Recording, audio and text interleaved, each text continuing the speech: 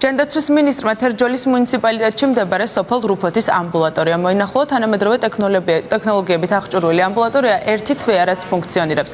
დავით სერგენკო სოფელ რუფოთის მოსახლეობასაც შეხვდა და მათ შეკითხვებს უპასუხა, როგორც ადგილზე გაერკვა ადგილობრივებს ყველაზე მეტად სოციალური დახმარების მიღებასთან დაკავშირებული საკითხი აწუხებთ. დავით სერგენკო დღესვე შეხვდა ადგილობრივ ექიმებს და სოფლის ექიმის პროგრამის განხორციელების შესახებ მათი აზრი მოისმინა.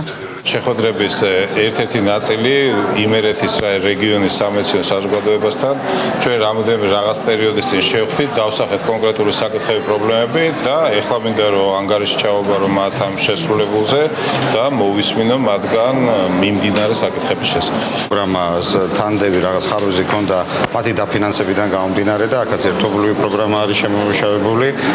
სამინისტროს მეშვეობით გაეზარდა მათ დაფინანსება და ამავე დროს ადგილობრივი თვითმმართველობის მეშვეობით დაფარული იქნება მათი კომუნალური ხარჯები, რაც მნიშვნელოვანი და სერიოზული ხარდაჭერა იქნება, მე ვფიქრობ, ამ სფეროში მომუშავე ადამიანებისათვის. ეს ამბულატორია ერთი თვეა უკვე რომ იმსახურება რუფოთი ტელეფასოფლის მოსახლეობას. დაახლოებით ეს არის 2800-მდე პაციენტი და აქ შეუძლიათ მომსახურება მიიღონ ამბულატორიული მომსახურება, გადაუდებელი, იმუნიზაცია და პროფილაქტიკური მომსახურება.